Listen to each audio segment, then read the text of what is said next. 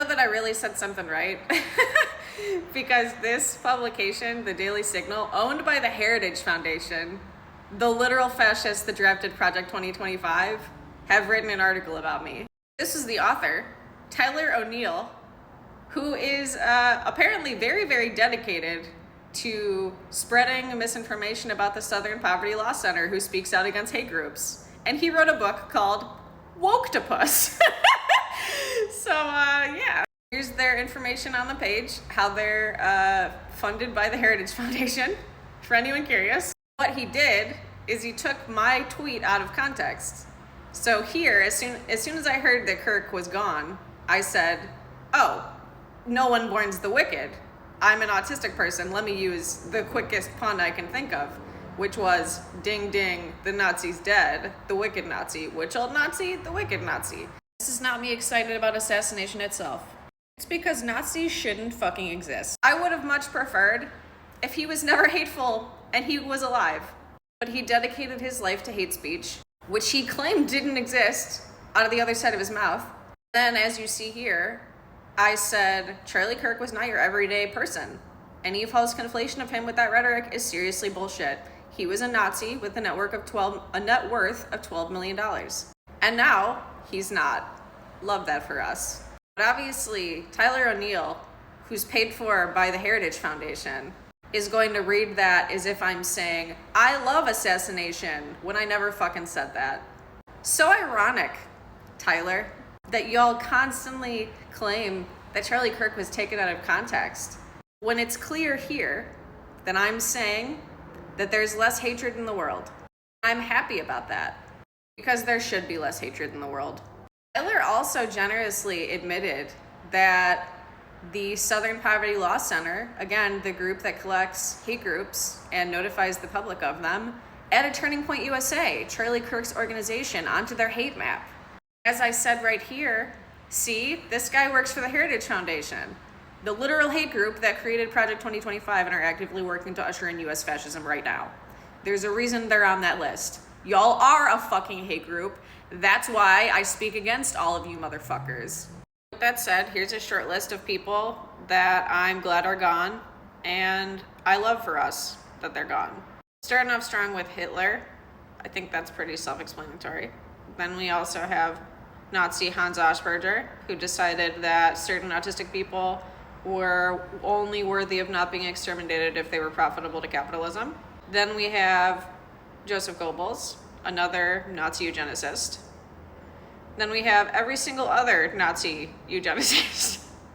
And last but not least, I see a black pilot, I'm going to be like, boy, I hope he's qualified. It begs the question, when you see a black pilot, you wonder, you say, I hope they are qualified. And in the spirit of affirmative action, we have Ramon and Cadillac are your two pilots. They've never flown before, but they are black. If I'm dealing with somebody in customer service who's a moronic black woman, is she there because of her excellence, or is she there because of affirmative action? I'm only here because of affirmative action. Yeah, we know. You do not have the brain processing power to otherwise be taken really seriously. The war on white people continues. You had to go steal a white person's slot to go be taken somewhat seriously. We are raising a generation of weak people like Simone Biles. LeBron James is a self-interested, narcissistic, and we know he's not very smart. You're representing your nation. You're selfish sociopath. Not very bright, not wise, not somebody of good character. She is a shame to the country. Blacks in America did not have the same rights they had today. Data shows they were actually better in the 1940s. Let's get loud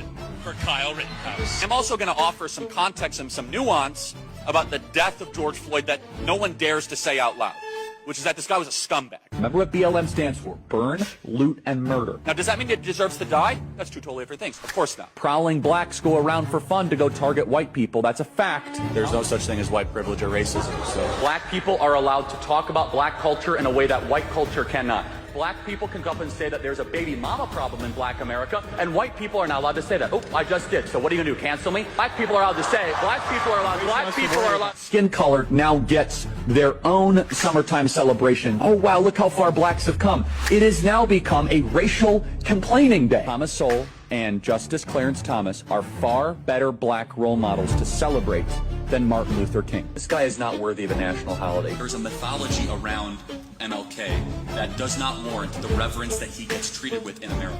We have a federal holiday to a guy that talked about race all the time. Kirk describes King as, quote, a bad guy. It's true. We celebrate the Civil Rights Act more than the American founding. The country made a mistake when it passed the Civil Rights Act. Also true. The Democrats are not lifting a finger to remember the well over 100 people that have died in Texas Hill Country.